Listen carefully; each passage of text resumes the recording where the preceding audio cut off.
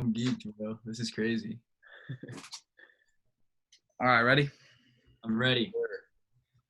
All right, guys, and we're back with another episode. We got Conor Michael Smith in the building to talk about his new single, With You in Mind. So, Conor, you want to tell us just how this song started, like why you made it? Yeah. I want to talk about how I know these guys, because I know there's going to be some people who are watching this. They're like, why are you doing this? Like, what's the point or whatever? Evan and Griffin knew me when I was going by the name C. Smitty. before literally everything. You guys, we went to school together, went to middle school. I lived on the same street as Evan, used to bust him in basketball every single day. And then and now it's crazy because people don't really know like about my life when I was in Virginia and how much that had an impact on me. And so it's kind of cool that I get the opportunity to do this with you guys who like literally saw me in that stage of my life. And now we can kind of talk about all the different things that happened in between and that maybe led up to, because I know y'all probably heard some stuff about me and like saw me do stuff that was like not the coolest or like just a bunch of dumb stuff, man. And so I think it's really cool, and I'm excited to be doing this right now. So one, thank you guys. Thank you for coming on, dude. We've been super excited. We've been trying to get this together for a couple of weeks now. Yeah. Timing and everything, but we are very happy to have you on. We've been super excited. So thank you for coming on, dude. Thanks, man. I appreciate that. And I mean, yeah, as far as the new song, it's funny. This is actually the first single I've ever put out. Mm-hmm. Where you guys know, you probably remember when I was dropping stuff on SoundCloud, which is like, I guess you could say that's dropping music, but it's not like iTunes, Spotify, Apple Music, like all that other stuff. And so I never really knew what my first song was going to be. I didn't really like it just didn't cross my mind. I was never like, oh, I wonder what it's going to be. And I just remember with everything going on with the Black Lives Matter stuff and you know, when the George Floyd video was like going all across the internet, I remember seeing it and just like, I don't know, it just, like with everybody, I'm sure you guys too, it just affected me really deeply. And I started connecting it to various other parts of my life where I've noticed certain things. And I just remember sitting there and I was just on my bed and I was like, man, like, you just watch that video, you just get sick to your stomach. And I was like, God, I just want to say something. Like, I don't know what it is. I just want to say something or do something about it. And I left it alone because that's not a song that I intended on writing, you know? It wasn't something that I was like, oh, I'm going to be the guy to make the statement and say this, because I know that there's so many ways that you can say it the wrong way and that it can come across as performative or like you're trying to, I don't know, like appease people in a way.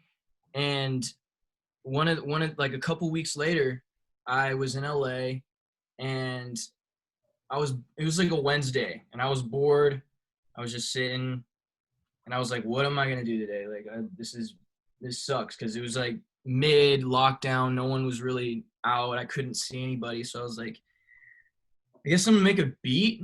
And I literally, backstory, I never make beats. Like it's one of the most like annoying things for me to do because I hate finding like good sounds and stuff. Like it's so like taxing and like it just interferes with my creative process most of the time. But for whatever reason today, I was like, I'm gonna make a beat.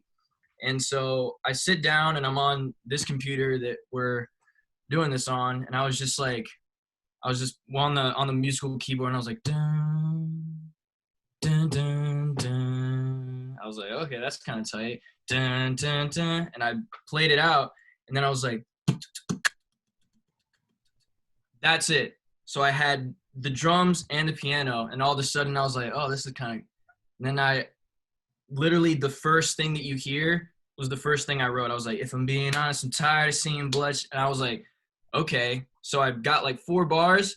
Then the next couple days, I was just like, I just let it all flow out. And I was like naming all the different things that I've seen, all the different points that I was trying to make, all the different just everything that had built up, not even just from the George Floyd thing, but this has been an issue that I've noticed just kind of my whole life and growing up where I grew up, and especially in the music scene, trying to do hip hop and trying to be a figure in an art form that is not from Caucasian males like myself.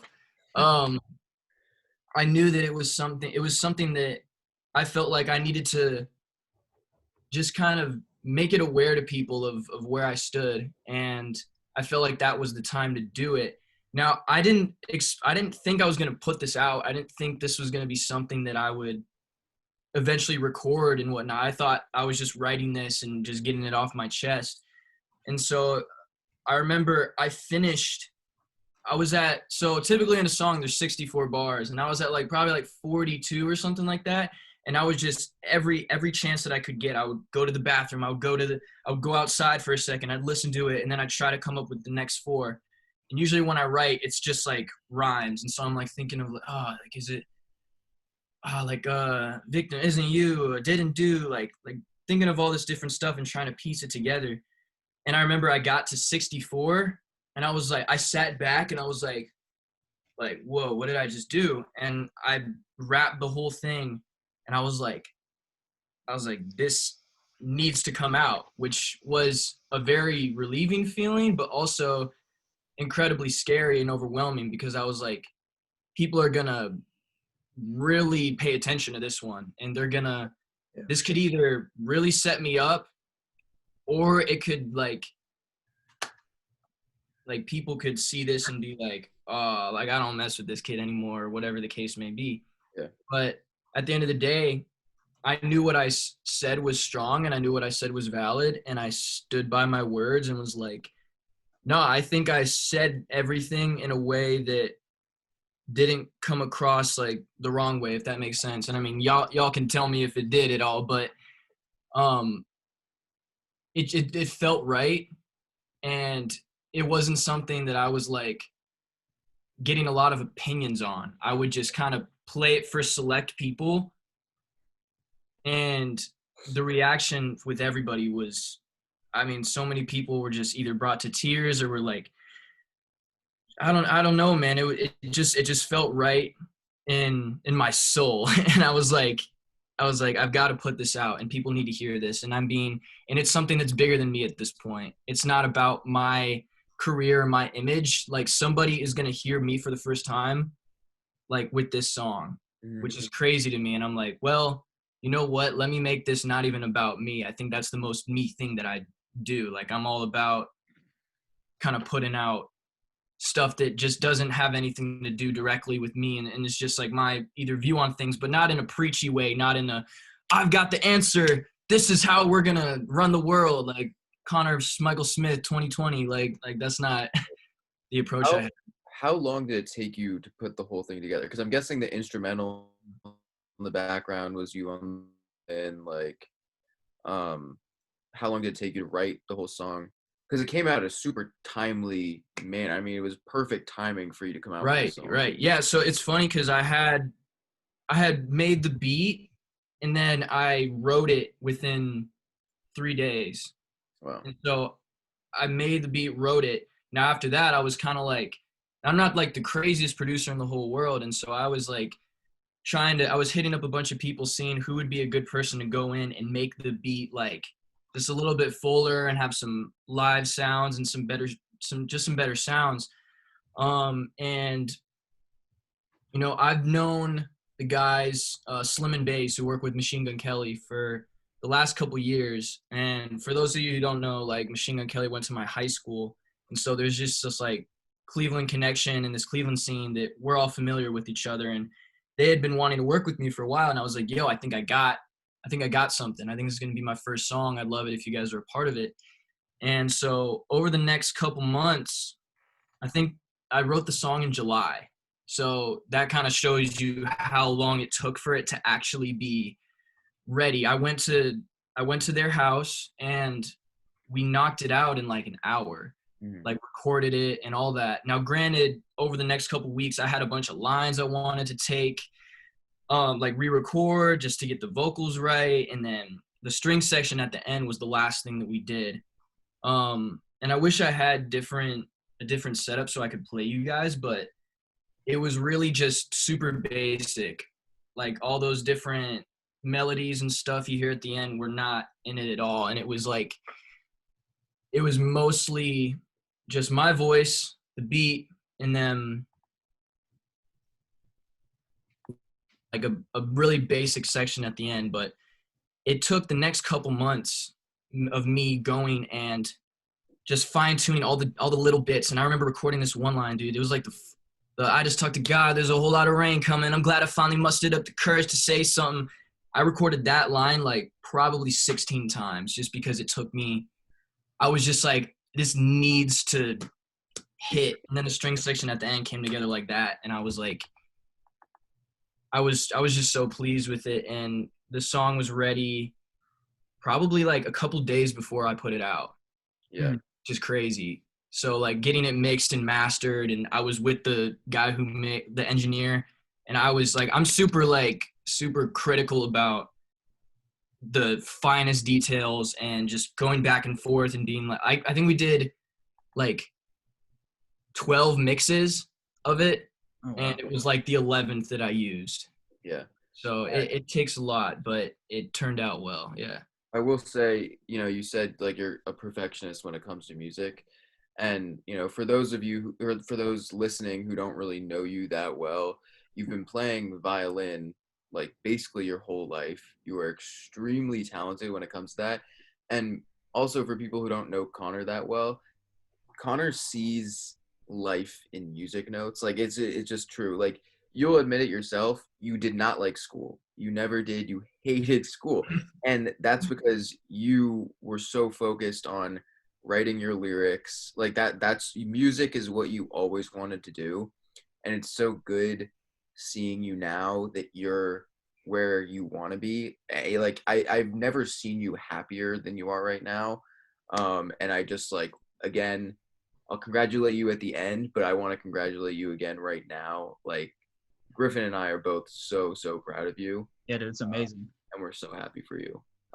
What was it like? Just like, what's the feeling when you don't know how people are going to react and you just put something out for the first time?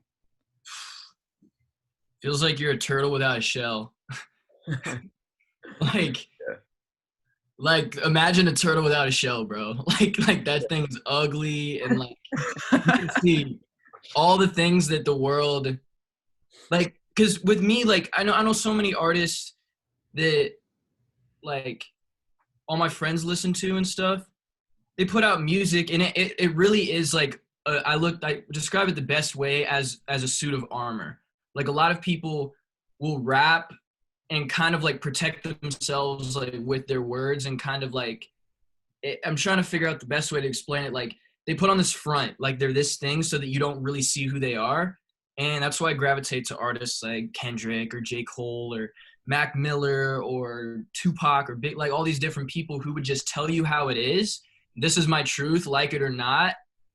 But they had a way to express it. And so every single song that I put out is terrifying for me, because I'm like, wow, like I feel like these people know me like almost too well sometimes. And I have to remind myself that that's the good stuff. Like I should have that fear before putting out anything. And like I even remember, like it's something that's never gonna go away. Like when I was in my freshman year and I started putting out songs on SoundCloud, like I knew there was a chance that I could get cooked. Like even worse than I was for not making the basketball team. Like there was like I was taking a risk there, bro. So I was like, man, like, you know what? At the end of the day, I started doing music because I felt like nobody like gave a shit, and like nobody really was willing to hear me out. So it was kind of like, nah, like I have something to say, and I'm going to show people why you should listen to me. Mm-hmm. And that's kind of what's driven me. And it's kind of, and even to this day, man, it's one of those, I mean, it's one of those things that still sits with me, man. And I sometimes I just sit and I'm like, man, like am I ever going to feel like I'm heard? But I don't think that I will. And that's not a bad thing, but it's one of the things that I just want to, I don't know. I don't know. It's interesting because, it does feel good every time I put something out, but there is that part of me always. It's like, man, I don't know if I'm ever gonna feel what I want from this. Like, if am I ever gonna get that acceptance that like I desire? And I feel like that's not even just a me thing, but that's everybody. I feel like everybody does everything that they do with the mindset of like, oh man, like if I get to this part, then I'm gonna be with these people, and then these people are gonna say good things about me and whatever it is. Um, I want to move on a little bit and talk about your story a little bit because I think it's so good to like for everybody to hear kind of how you went from freestyling at cafeteria tables to being on a show and winning and then into your band, your single and all that. So kind of take us back a little bit. You can start from Langston Hughes band class if you want going forward. Just kind of tell us a little bit how you got here. Yeah, I mean, well, it started with violin. So I always had that musical background, and I would just listen to music differently, I feel like, than most people. And I'd be listening just for like specific things, like intricate details that a majority may miss. But I remember in 7th grade, was it 7th grade? Yeah, 7th grade, I just like it was Mr. Reynolds' class. Now, did any of y'all have Mr. Reynolds? I didn't have Mr. Reynolds, but But I remember him. Yeah.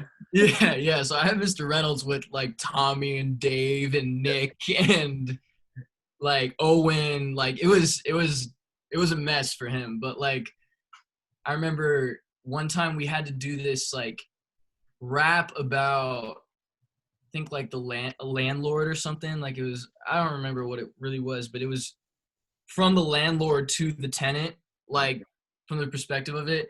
And I remember we went into the Hall of Nations to present, and I was with Nick and I think Lemuel and somebody else. But it was there's this video somewhere, bro. And if anyone has it, like I need it, because it was like Nick was like boom ka boom ka, and I was like dun, dun, dun, dun, dun, dun, and I was just like going, and that was like the first time that I'd ever done that like in front of people, and everyone was like, yo, that was actually like not bad. And I was like, oh, like, yeah, it's whatever. But it was still not enough for me to be like, oh, I'm gonna take this seriously. um Honestly, what was the kicker for me was basketball, because I remember just in 7th and 8th grade, like, I mean, y'all were there, like the cool kids played basketball and they were on the team, and that was kind of like the thing to do, I mean, every kid, I feel like most kids have like dreams of playing professional sports and all that. And so I was like, what if I get on this early? Like I'm gonna be like, I'm gonna prove everybody wrong, and this is gonna be it. And so I was like, I remember like really fighting to be like on the team. And I think it was the 8th grade year that I was like, I started trying out and I was playing basketball every day. And I remember I didn't make the team, and I was like, fuck, man, like this, I was like, damn, like, and I remember going to the South Lakes camp during the summer, and every day of that summer I was playing like 6 hours a day. So I was like, I'm putting more time in than everybody for this. And I remember freshman league tryouts came around, and I was at every workout. I was like doing everything. So in my head, I'm going straight to the league. Like there's no doubt in my mind. Like I'm like this is inevitably it. Like, and because I mean I felt like, you watch all those motivational videos. They're like, you put in the time and you do this and you're gonna get it. And I'm like, okay, like that's what I have to do. And I remember I didn't make it, and I remember going home and just being like, just devastated, bro. And I was just like, dude, like, what the fuck now? Because like you said, I was having a really tough time in school.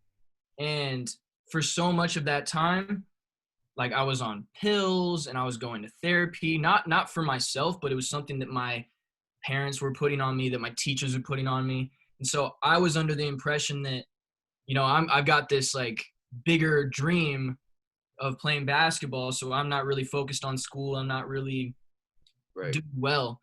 And so I'm like, I was just in a tough place. And I remember the rest of that year, I was kind of just trying to get over it, I guess, and trying to figure out what to do. But I remember that was the same year that, I got into rap, like heavy. Like, I listened to it a lot, but I started really like listening, and I think I saw like Logic's Five Fingers of Death freestyle, and I was like, yo, I could do that. And I remember after that, man, it was J. Cole now, Kendrick. Oh, let me go. Tupac. Like I found all these different artists, and I was just like, I don't know, dude. I was just engulfed in this idea, and it gave me so much power knowing that I could say whatever I wanted, and also people could relate to it, even though it wasn't their story. And so I was just obsessed with it, dude. And I remember, like, dude, I would skip like every class. Like literally, like I'd kid you not, like I wouldn't go to second, third, or fourth period because I would be in the practice rooms by Mr. Baldwin's, like playing piano and just writing and singing or whatever it was, dude. And I just had this mentality that like I don't know what it was. It was just like I felt like I had a calling that like this is exactly it for me. Like I know that this is it. Like I thought it was basketball, I thought it was this, but I know that this is it. To the point where I was so obnoxious to the people that were around me about it. And I'm sure you guys can remember, but I remember probably more vividly than you. I remember rapping like kids would like I'm not gonna out anybody on here, but I remember kids would come up to me and be like, "Yo, Connor, you want to rap for me?" Like jokingly, and I knew what it was, but I would still like give them a 16 and just like rip it. And I just remember it kind of being a joke to a lot of people, and that just like egged me on even more. I was like, I love that. It just like it fed me, and I remember I was I felt like I was going like this, like I was figuring myself out. Now in the meantime, I was also dealing with the school stuff. I was also dealing with, the home life that wasn't ideal for me at the time because I felt like nobody in my household or really around me besides like my immediate friend group really understood like where I could go with this. Yeah. And I remember it being a really tough thing for my dad and my mom to hear me like, nah, I know I'm getting like D's and D's and F's and I'm failing this class, but like this is it. Like I'm telling you, this is it. And I remember we had so many tough like moments that still I haven't like really found like the place to talk about them, but they kind of, let's just say that it was not a good environment for me, and I found myself running away a lot. I remember I got like a sleeping bag one time and I went to sleep on the tennis courts at like by Lake Thoreau, and I was just like, I don't know, man. I just felt like I was so alone, and like nobody, and like the people around me were like in my way. And so it was a couple months of that, like, just, you know what, I'm removing myself completely. Like, I'm not even willing to listen to anyone else's opinion. And at the end of the year, like towards my birthday, which is in June, they took me to this hospital in Baltimore. And I was like, and this isn't anything new to me. We had gone to a bunch of places to get like tested. I'd been on like any pill that you can think of. And I was at this hospital and they ran a bunch of these like psychological tests on me and shit. And I remember sitting at the lunch tables, like in the outside the cafeteria of the hospital, and my mom comes out and she's like crying. And I'm like kind of looking at her like oh like do I have like cancer or something? Like what's good? And she sits me down and is like, you have autism. And I was like, I was like, what? And I remember that ride back, it was just like the worst. It was just the worst feeling ever, bro. I mean, I felt like my whole life leading up to that point, people were trying to put a label on me, and they were asking the question, what's wrong with this kid? There's obviously something wrong. Let's fix him. Let's do this. And for me to feel like I was finding myself and finding my voice and proving to people that, I was, I don't know, like worthy of whatever it was, to then have that label on me felt like a victory for them. It felt like they had won me almost. And now at this point, anything that I did, they could blame it on this diagnosis and be like, oh, that's why. Like, I get it now. Mm-hmm. And so from there, it was a complete shutdown for me. I was absolutely, I just didn't care anymore. I didn't. And I was like, wow, now literally I felt like the whole world is against me. And even telling some of my friends, and they'd make jokes or whatever, it just wouldn't help. And, I'm all about self-deprecating humor. Like I love it. But like at that time in my life, it was hard to hear some of the things that people would say when I would tell them. And it wasn't until my sophomore year when I moved that I felt like, okay, I at least have a clean slate. I can at least, try to rewrite this narrative of me. And that's when I had some video. I mean, during that year, I came back and I was the kid who rapped now, which was kind of cool. I was like, oh, like people know me as this, so I don't have to like deal with people making fun of me or whatever. So I remember one lunch period, all my old friends from back in 5th grade were around me, and they were like, yo, you should rap, like you should just freestyle, like. And I was like, okay. So like my friend would like bang on the table, and I would just like rap or whatever, and then like a couple people would come around, and it was like cool. I was like, all right, this is sick. Like kids would be taking videos and like, oh shit, the white boy, like, ah, like. And then one day, like I was still on my like I don't really care about school vibe, and so it was a Thursday, and I was like, I'm just not gonna go today. I woke up and I was like those days where you're like, you wake up and you're like, nah, I don't want to go. It's but you still have to go. Like for me, I would wake up and be like, I don't want to go. All right, I'm not gonna go. So I just sat in my bed, and I remember my friend Hayden texted me and was like, yo, you should come freestyle today at the lunch table. And I was like, look at the time. It was like 9:30 or something. I was like 45 minutes away from the school. I was like, you know what? I'll go. So I walked to school just to rap. I walked to school. I get there at lunch, and then they start going to each table, like every single table in the lunchroom. There's 2 floors to this thing. And so all of a sudden I'm outside and I see this swarm of people just like plunging down the stairs, like coming outside. And I'm just like sitting there. I'm like, whoa. And all the security's like thinks it's a fight going on. So they're all coming out to check on it. And then I'm just in the middle, and someone was like, give him a word. And I was like, and I forget what the word was. It was probably like apple or something. And they gave it to me, and I just started going. I rapped for 12 minutes, and everyone was like, like, you know how it is.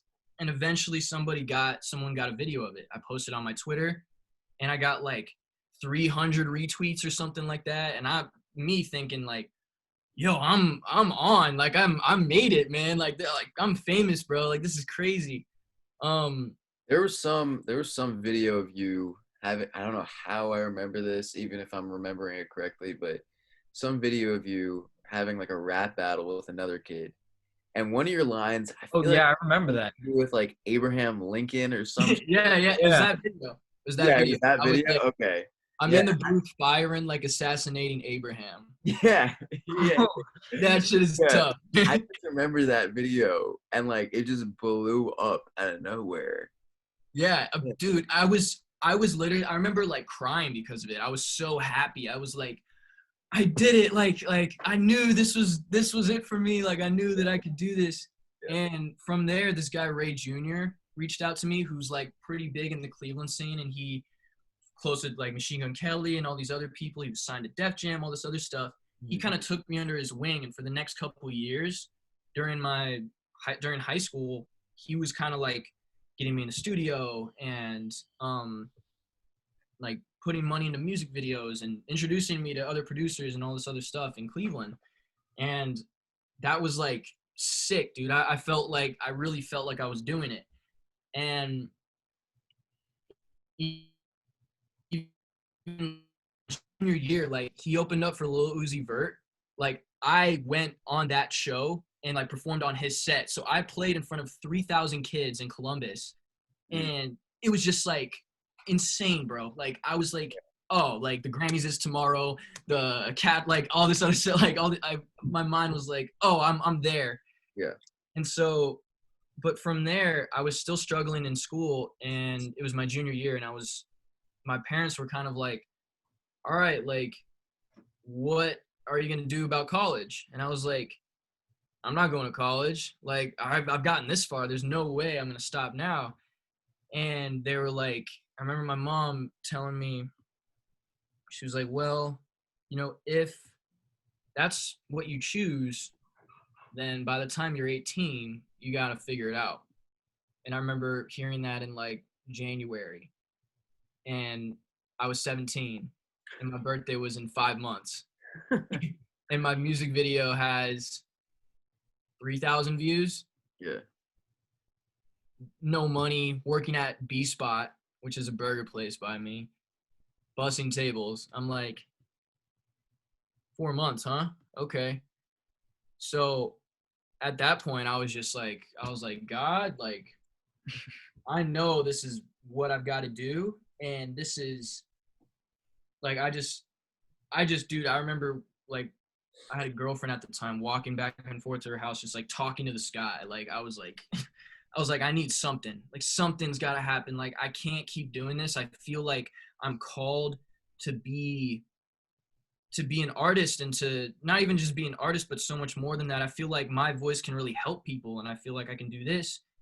And it was in that moment of desperation that I kind of realized why I was really doing it, and that I was kind of had to come to terms with, all right, well, if you're going to do this, there's a way to do it. You're not just going to do this for a bag. You're not just going to do this for whatever it is. Like, it was in that moment, those moments I realized I kind of had to be more of a vessel for just like truth and whatever it may be. And I was doing this online school at the time, and I was in class one time, and it was like, I was like on my phone, because like, why would I be doing school? And I checked my DMs. I had one DM request, and it was from this woman named Pam. And she was like, hey, I'm a casting producer for ABC, and we think you'd be great for this television opportunity. And I was like,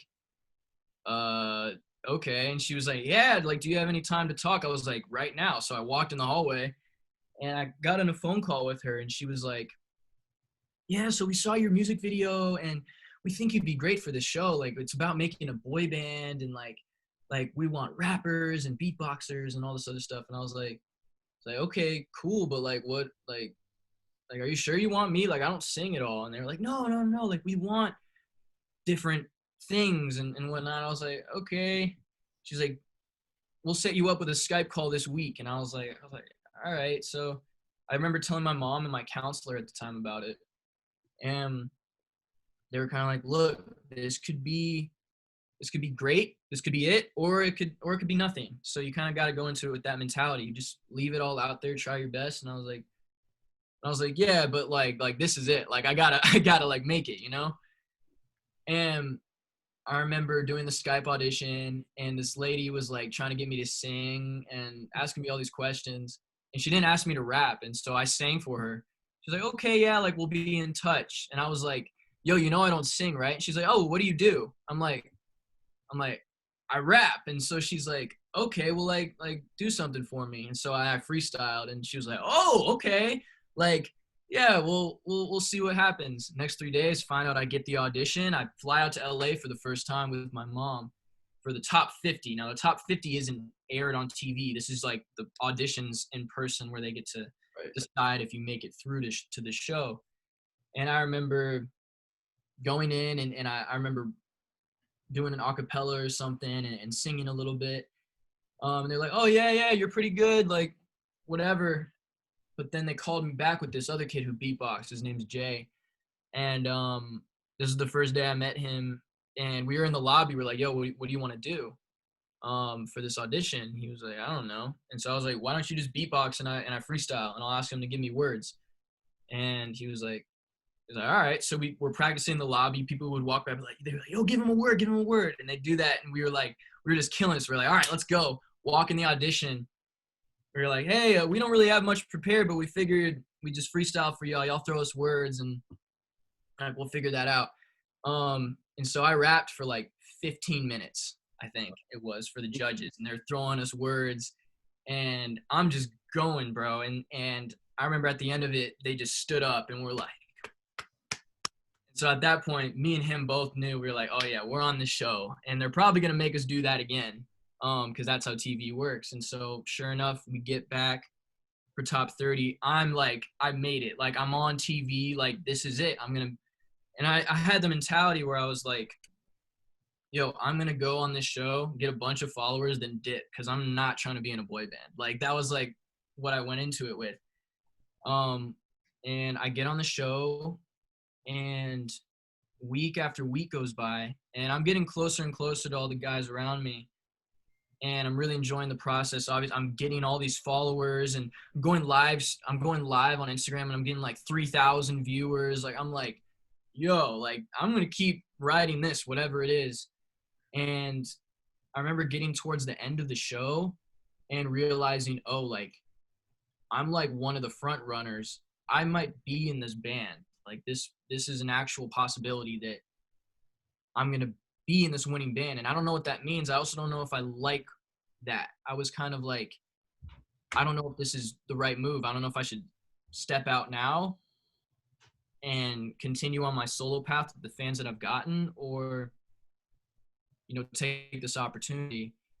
And I remember one of the deciding factors for me, one of the things that influenced my fear of it was the first song that the final band was going to record. I remember hearing it and I was like, yeah, I don't know about this, man. Like, it was just like super pop, super like, I was like, I worked all these years for that. Like, I don't know. And then they put a rap in it, a rap that I didn't write, and it was bad. And so I was like, oh geez, like, you're really trying to embarrass me. Like, you want to get me with like 4 other dudes, wear like white ripped jeans and like rap this terrible verse on live TV. Absolutely not. And I told him that. I was like, I can't do this. Like, I need to rewrite the rap or I'm not doing it. And that didn't make them feel good. So they were like, I remember the week that, so the band had already been voted on by like America, and we were like, nobody knew besides like the producers and the judges, and pretty much everyone who worked on the show knew. And I remember that whole week they were just coming up to me like every day, like trying to talk me, like trying to like negotiate with me and be like, listen, like, I think this is a really good idea. Like I really think you should do this. Like blah, blah, blah. And I was kind of like, at that point I was like, listen, like, can you guys just tell me if I'm in the band or not? Like, obviously I am, or you wouldn't be pressing me like this. If I was just like didn't make it, like, you probably wouldn't care. But they were like really, really like, like my mom was talking to them. They were like pulling me aside during rehearsals. And I was just like, geez, man. Even Timbaland like pulled me aside and was like talking to me. And he was like, bro, like, let me know what's going on. And I was like, dude, I can't do this. Like, this rap is just terrible. And he was like, listen, like, that's your story. Those are your words. And you've got to stand behind that. And you've got to be who you want to be. And you can't let others dictate your path. But this may be something that helps you, and you kind of have to decide that for yourself. Like, is this temporary pain to set you up for something greater, or is this something you need to check out on? And you really got to ask yourself that. And over the next couple of days, what was really the deciding factor for me was honestly my mom, because I was like, she, like, if I didn't take it, I would have kind of been in the same position, just like with, I guess, a following and like all these other things that I could have gone. But the idea of having friends around me and people to go through this journey together instead of it all being on my shoulders was something that I knew would put her at ease, and also just would make, I feel like it would make people proud. And so I was like, you know what, like, I'm gonna put my pride aside for this moment, and I'm gonna rap the verse. I'm gonna do it, and let's see where it takes me. And after that, I'm writing everything. So um sure enough, I won, and I was like, wow, like, this is a whole new chapter of my life that I didn't expect it to happen that quick. But I think it was just the perseverance, like the preparation meets opportunity saying. And I had spent so much time preparing, and I knew going into it what kind of artist I was, so much to the fact that I didn't cave when presented with something that was like of substance, of like I would have refused to win a TV show just simply for my art and for who I was. And I think that I'm I, I'm just very grateful that I had that mentality even going into the band. And during that time, I was able to remind myself of why I'm really here, and to keep that kid alive who was originally trying to do this. And I had changed my name at the time. I was Michael Connor. I was like, I was kind of going down a path of like just not me. And during that time of the band, I slowly started to find myself again, and slowly started to remember what it was that I was originally here for. So with you being nervous about it, was it difficult with that being like how you said not a good rap and kind of poppy, being a white boy who wants to be a rapper? Like, were there difficulties because of that or not really? Yeah, dude. Yeah, man. It was real tough because I already have so much against me in that factor. Like, Yeah, that's like one of 3 jobs where it's not helpful to be white. yeah. And it was like I was like, I mean, my whole life, and like being in Cleveland and stuff, being the white boy helped me because I could spit. Like, I didn't care about like skin or any of that, because I knew that I could rap, and Mhm. neither did anybody else. Like, it was as soon as I rapped, they're like, oh yeah, yeah, you're good. But when you look like me and you're whack, like, that just is like the lowest of low. Yeah. Like, when I look like I do and I can spit, it's like, whoa, that's sick. Mm. But I knew that in that moment, anybody who knows hip hop, even the slightest, anyone who listens to anybody is gonna listen to that and be like, that kid sucks. Like, and so I was like, wow, like, that's kind of ironic that, I spent all my time developing my skill for it all to be thrown out the window at the final moment of, at that time, the peak of my success. And I was just like, that sucks, man. So yeah, it was a struggle to deal with that. My ego took an enormous hit Yeah. in that moment. I would say I was listening to your song with my girlfriend, and we were talking about it, and she said like one thing that you definitely have going for you is that you are like a very unique rapper. You know, the fact that you have the violin skills, and just your lyrics are just like very, very clean. That definitely helps you. And I think the fact that you are a white rapper makes you even, it's another element to make you more unique. which will set you apart, I think, going forward. But I think the part in your song where you're, like an Elijah McClain, "This Is For You," and then you go into the violin. I think like if you add that in every song, like a little like violin piece of yourself, like that's gonna take you so far, dude. Like I love the violin with the rap, dude. It sounds so fucking good. Those Um, instrumentals are amazing because my mom and I she took me to a Nas concert, but it was an orchestra instead of his normal band. And it's just a different layer that makes the rap so much more unique, and you can appreciate the rap more because of it. I don't know what it is about it, but just like a lot of people think that creating the beat, it's like robotic. But when you put in things like that, like a violin, you're like, oh my God, it's like he's just sitting there playing the violin and rapping. That's insane. Dude, yeah. And wow, like, first of all, I've never seen that video of the Nas concert. I've never seen that on like YouTube or something. But that's one of my main goals, bro. And it took me a while to realize that the violin was cool. It took me a while because like back in middle school and that was all like cool kids play sports. They're not concertmaster like violinists. And so I was like, I never truly like accepted it, but I was always grateful of the knowledge that I got from it. And I always thought that it was one part of my life and then I'd do rap and that was it.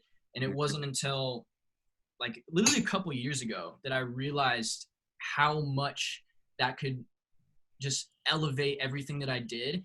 And, one of my goals, like when I'm able to do like tours and all that is to have a string section, like a touring string section with me, like cellos and double bass and all this other stuff that I feel like nobody else does. Like I know people have live bands, but to have a traveling orchestra, eventually when I do like arenas, it's gonna like, and I get to sit down and like play with it gives me chills just thinking about it. And so I can't wait until that is realized and I have that ability, like one, just financially, and two, like with the fans that I will eventually have. Like I'm just so grateful. It makes me look at my life and feel like moments like that, like when I hear that song and I hear how it goes and it's like, and I made the beat and I wrote the lyrics and I orchestrated that string section at the end. It's those moments, and it's a similar moment to when I'm on stage of feeling like everything that happened in my life was the right path. And that's one of the best feelings ever, especially with the life that I've lived and the different things that I've gone through. When I can sit there and be like, wow, all those terrible things led me to here. It sounds like I didn't even ever make a mistake. It sounds like everything worked out. And it gives me comfort knowing that those moments are coming again after, quarantine and all this other stuff that's going on. And it's just, I don't know, man, I'm super excited. And obviously I go through a lot of anxiety when it comes to the future of like, is this going to work out? Is this going to work out? Why is this person here and I'm here? I should be here. But I think that I'm always going to be there. And I have to remember that, where I started is a lot further than where I want to be, So if I wanted to turn back right now, it would be a further journey than if I was going to go for it. So I always remember that I'm always right there and there's always more to get from this that has nothing to do with myself. And that's the other thing. It's like my fans and the people that identify with my music and my words, like it's affected people in such a personal and powerful way that I could never just like give it up, because I know how much it means to some people.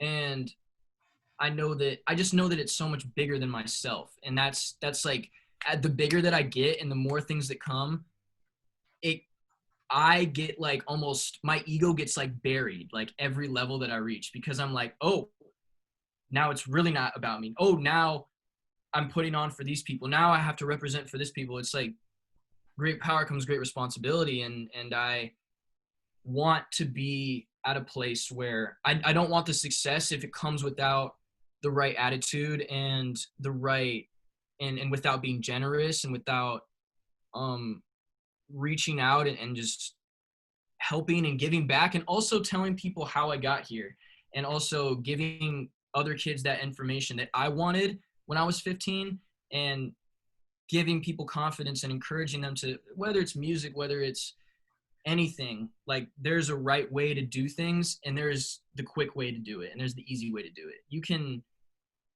go down the path of I want something quick. And what sucks is that it's pretty easy to get to that spot. It's pretty easy to like have that breakout hit, even though, you know, some people may not think that, but that's the easy part, is getting there. Now, once you're there, you can either go from here to here, or you can go so if you fall off or you're not relevant for the moment, you're just back here. Another year, you're back here. But you put something out again, you're like, do. You have that foundation, and people identify with you more with those moments rather than you had one song that I like to listen to for a month of my life, or I listened to it in the gym. Like y'all play sports. Like, I'm sure you have songs on your playlists that are there for maybe a week at a time, or maybe a month. Maybe there's some that you go back to, but the ones that you go back to, I bet, are stories, and they're something personal that you can always relate to, not just something that's hot in the moment. Mm-hmm. Not to say I won't ever have one of those songs, but I think it's important that the majority of my catalog is stuff that is almost like you can go back to it at any time and it'll still be relevant. Timeless. Yeah. Yeah, I agree with that. I want to ask you two more quick questions before we get into Evan's 11. What is next for your band in real life? Like, how has COVID kind of affected you guys, and what's next for you? Well, I don't know if you know this, but we're not currently together. Oh, wow. So the band, we disbanded in January, really for the reason of we all felt like we were at a place where we wanted to do things on our own and kind of explore our own worlds. And if we ever come back together, so there's like a line here. And if I'm not saying we would never come back together, but I think that we want to kind of branch off and take things into our own hands. And, you know, maybe eventually if we're all successful, we can join again and make this like Avengers team. Mm-hmm. But I think for now, I'm just really excited.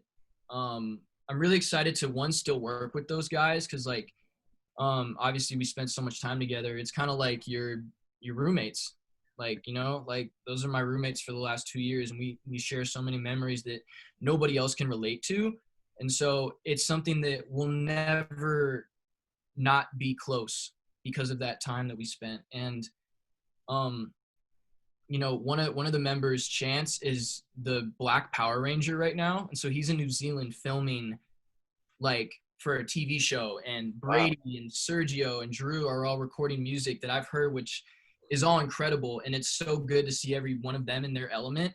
And like, just really, it's just so refreshing, and it makes me feel at peace knowing that, you know, they're getting like the attention and the recognition that they deserve in their own lives. And it doesn't have to feel so, feel like they're not, you know what I mean? Like when we're in the band, you're 25% of a whole. And sometimes it really feels like that. Sometimes you really feel like I'm not getting what I deserve. I don't feel like I get to do what I want. And so the fact that we split off was kind of like perfect, because now we get to explore that. And if we do come back together, it's our choice. We were put together on a TV show, so we were kind of forced to be together. Now, if we come back together eventually, it'll be on our own terms, and it will be something that we all want to do, which I think will be really cool if it does. Was it a total group decision for you guys to split up, or was it like one person who kind of brought upon the idea? Yeah, I mean, it was. There was a couple of us that were like I had talks with some of the guys just like way before that of like, I don't know how much longer this is gonna work. Just because we were dealing with some management stuff and some label stuff, all those like terrible things you hear about the music industry. A lot of it happened to us, Mm. so we were kind of like we were independent at the top of the year, and we were just like, man, we could either keep trying to do it or we could disband and start fresh, all of us, and feel like there's a lot of stuff that happened, bro, and it wasn't like if I'd be lying if I said it was like, oh, we didn't like each other or it was this. Like, that's not what it was. There was all this pressure and tension because of all these things. We all felt like there was just so much there's just so much there was so much pressure, dude, and it wasn't a good kind that makes you that motivates you. We all felt like this was our time. We were blessed enough to get out of our deal at the time that we did, and even more blessed to come to a decision as a band and feel like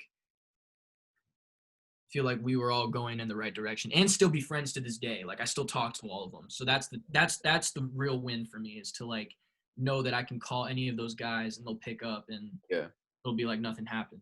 Gotcha.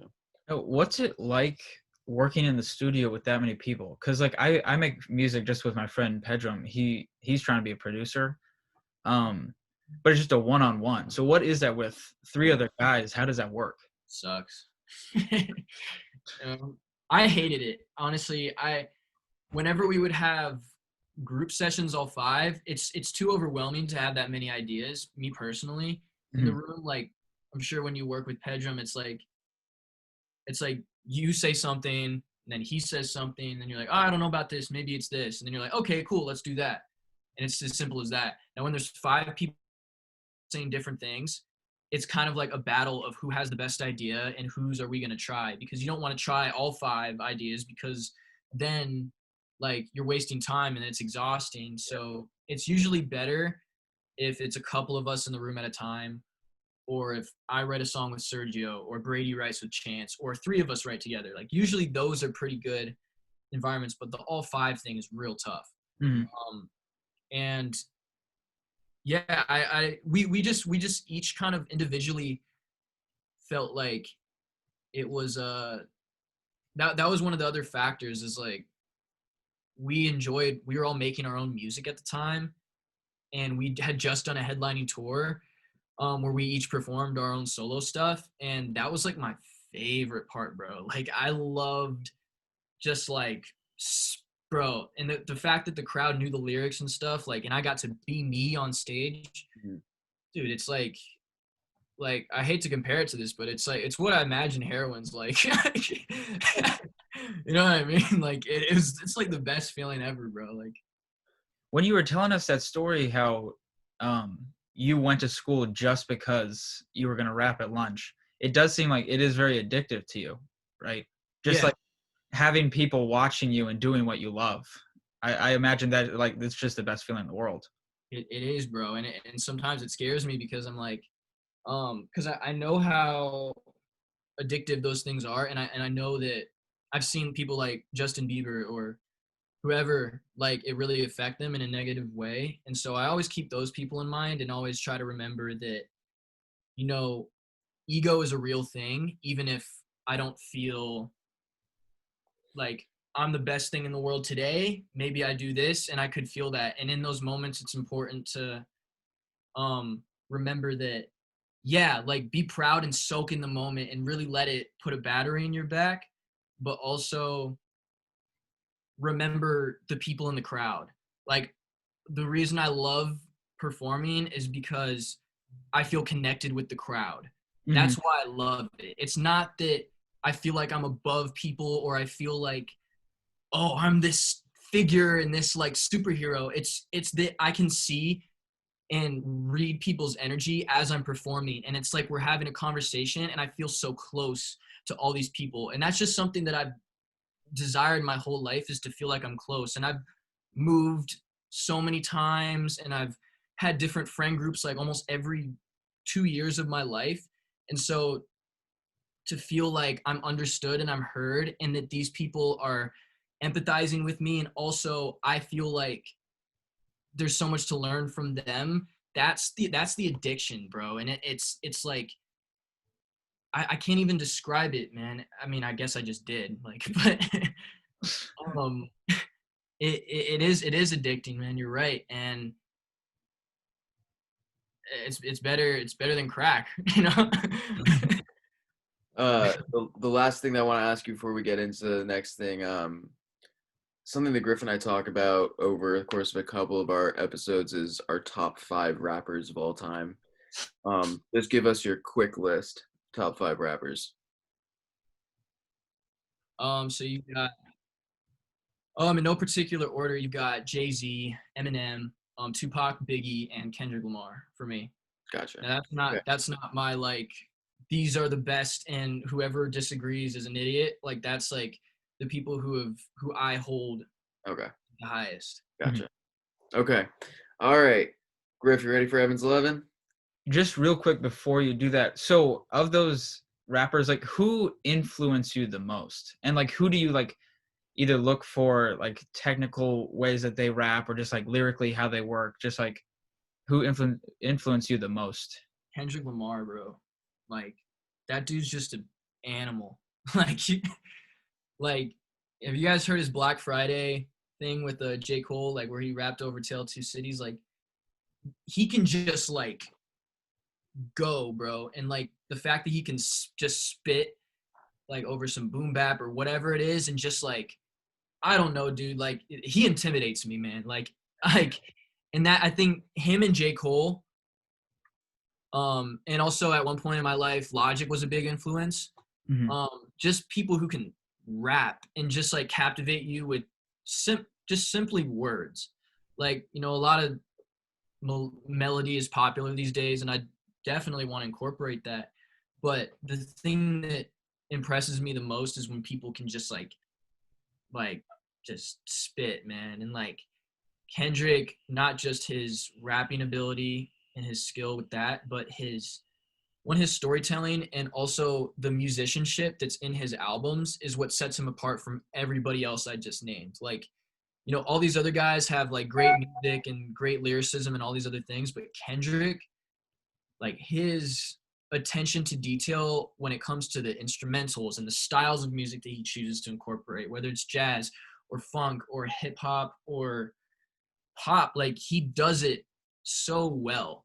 And that's something that I really admire. And something like when I am making my albums, like I want whole pieces that are just violin. Like I want like orchestrations and symphonies that like an orchestra can play and I don't even sing or rap in, or like just stuff like that, man. And like being able to tackle different genres and do it in my own way. And like he's the GOAT to me, for real. All right. So I think now is a good time to get into everyone's favorite segment, Evan's 11.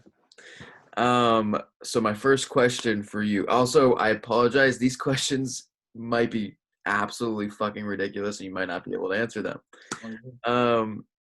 First one though, what is Timbaland's real name? Oh shit. Is it Tim something? I don't know. Like I literally don't know. I will give you half a point. It is Timothy Zachary Mosley. Oh wow. Yeah. All right. 0 for 1. No, I'll give you half a point. We'll give you half a point. What was Logic's question 2? What was Logic's first mixtape that came out in 2010?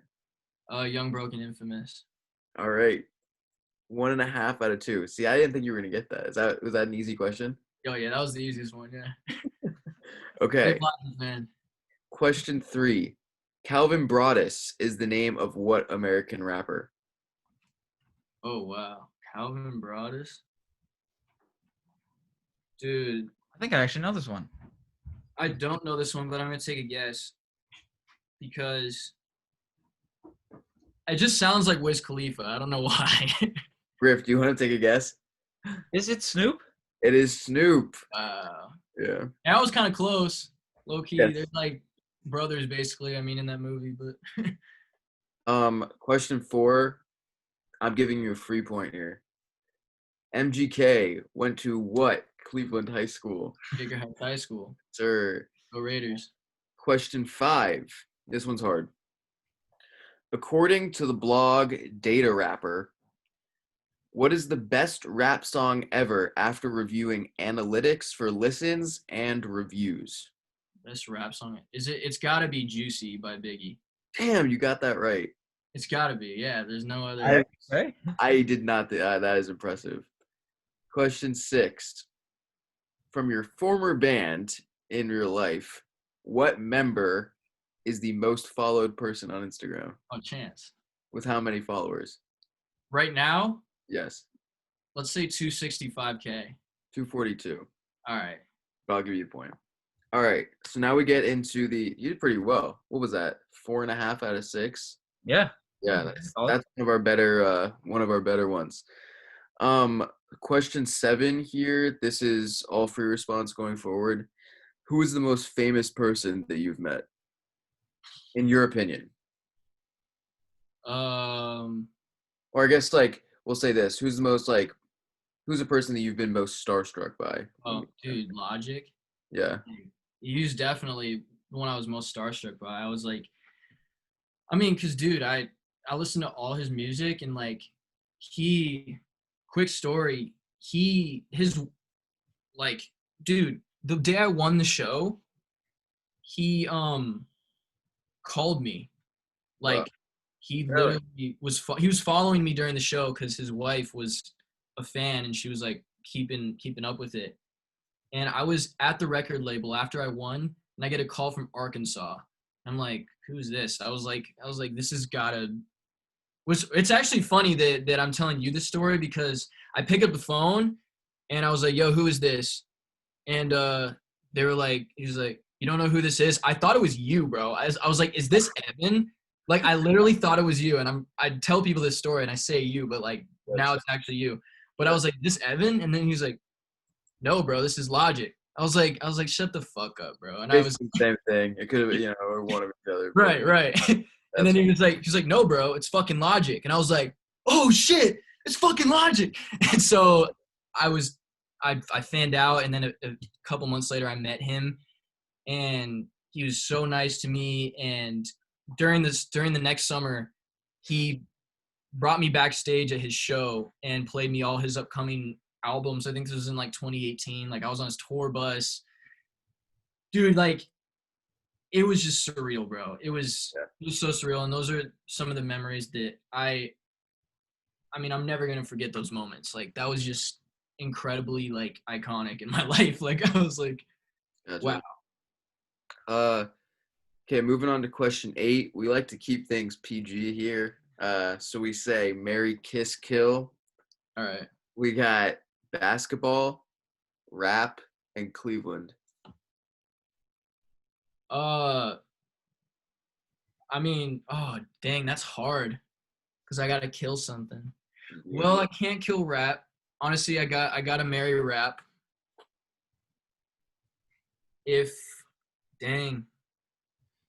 Honestly, at this point, I have to.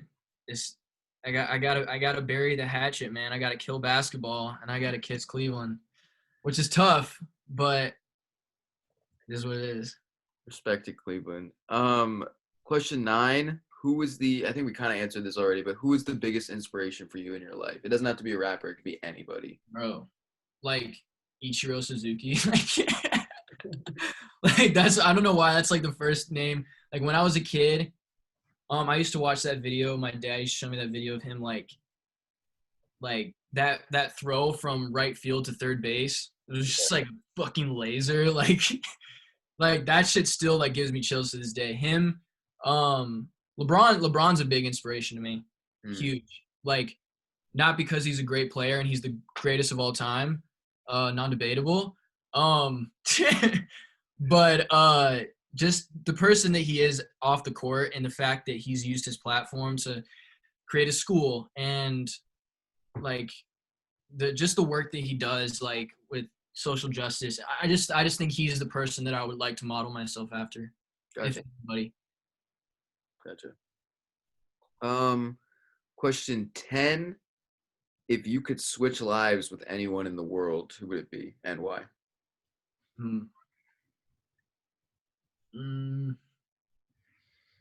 It'd definitely be an athlete.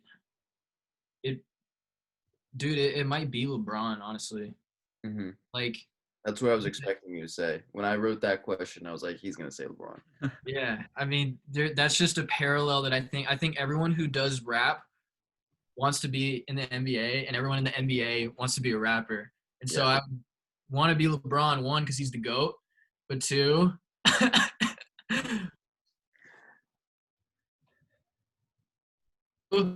I mean, dude, like, now that I'm saying this, like, I love shooting, like, that's one of my favorite things. But it'd just be sick to be able to dunk and like do all that stuff. Like, I already sometimes feel what it made. I feel like 1/5 of Curry sometimes. Like sometimes I'm like, oh, this is what it must be like. You make like 4 threes in a row. You're just like, oh yeah, like. Yeah.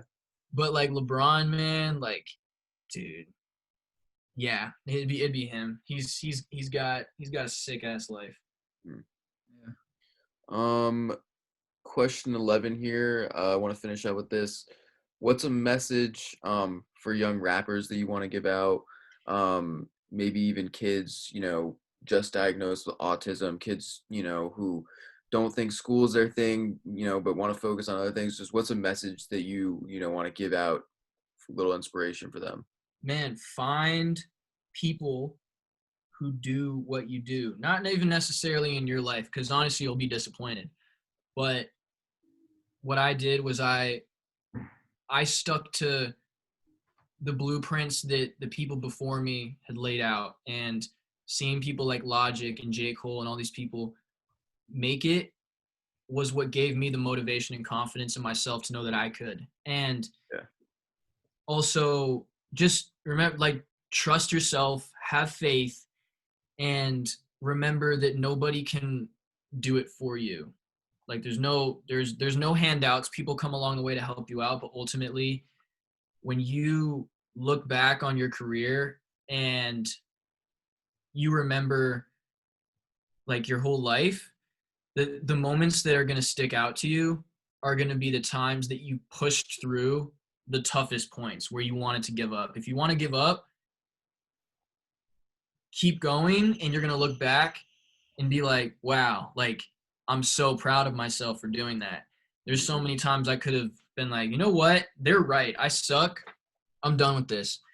And the fact that I didn't and that I keep going like this, to me, is the biggest victory. And it's none of the achievements that like people may attribute to success is what sticks out to me. It's always, I just remember those moments of being in desperate need of something, and I made a decision that I was going to keep going, whatever that means for the individual person. And it's possible, man. That's the thing. It's more than possible, but not even there's no but about it. Like, it's so possible.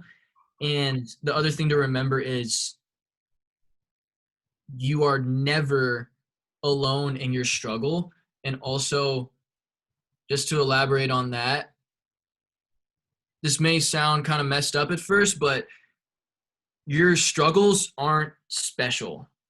And that doesn't mean to be a condescending thing, but I had to learn that through the things that I felt like nobody could relate to, the things that crippled me as a person and crippled my confidence. Like, for example, being diagnosed with autism, it wasn't until a kid comes up to me and tells me his story and was like, I suffer through this right now. And I didn't even tell people that I was diagnosed or anything. This was still something that I kept to myself. It wasn't until someone came up to me and was like, I struggle through this and I look up to you, that I was like, oh, that's why I'm doing this.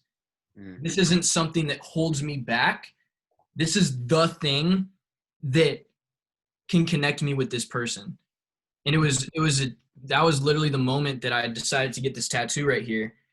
Cause I was like, if I was 15 and someone I looked up to had a tattoo and wore it on their merch and did all this other stuff, like it would have changed everything for me. I would have felt so much more confident and comfortable. And yeah, it would have done a lot for me. And the fact that I get to do that and have the position to do that shows me that nothing that I go through, no matter how tough it may be, is ever not going to be used for my benefit. You know what I mean? All the no weapon against me shall prosper. Like all these things that have happened to me have turned into strengths. And it's because of my mentality. It's not because of my skill or being better than anybody. It's just that I asked for these things to shape who I am, and I asked for these things to be used, and my life has become this really crazy, like, I don't even know what to call it. It's just become such a display of like struggles and terrible, like embarrassing moments turning into the exact thing that propels me forward. So it's very interesting. But I guess to sum it all up, it's like your weaknesses, the weaknesses that you think are your weaknesses are your biggest strengths, and it's figuring out why. And sometimes it takes a while, but they're there. Yeah. Yeah, I love that. Griff, do you want to add anything else? Any other questions? No, honestly, I think I'm good. This is awesome. Yeah, Connor, dude, I again want to appreciate you so much for coming on, telling us your story. For all of our listeners, go listen to Connor's song. It is called With You in Mind. It is out on all platforms. We will put it in our bio on Instagram. Watch the music video for it too. It is beautiful. And yeah, thank you so much for coming on, dude. We are very, very proud of you. Yeah, man, we're rooting for you. Thanks, man. Keep doing it. It means a lot that you guys reached out to me to do this. I like as soon as Evan reached out to me about the idea, I was like, it was like a no-brainer to me, because I just feel like what better way to tell my story than with people who actually know me and actually not only know me now but before everything, and aren't trying to, you know, like get something out of me. Like the questions that you guys ask are a lot better than a lot of interviews that I do, which is funny, but it makes sense to me. And I think that, you know, you guys putting this on YouTube and stuff, I think that this will be one of the interviews that my fans go to a lot. Like as my career progresses, I feel like they're going to come back to this one a lot. And I don't know. I just have a feeling about it. And I want to thank you guys again, man. Like one for the opportunity to be on here and to speak, but two, just reaching out in general, man. It's always good to hear from people, Dude. like from back in high school and stuff. Absolutely. Yeah, no, it was good to finally, reconnect again. We've texted sporadically throughout this whole thing, but no, I'm glad we got to, talk again, bro. Yeah, man. And whenever you're back in the town, let me know. Yeah, I'll cross you up. All right, Connor, do you want to close us out? You remember how to do it? No, I don't. So, just give us your name. I'm Michael Conor Smith, and that's been Easily Annoyed. We'll say it together. And that's been Easily Annoyed? Yeah. Yeah. Okay. All right, y'all. I'm Conor Michael Smith, and that has been Easily Annoyed. There we go. All right.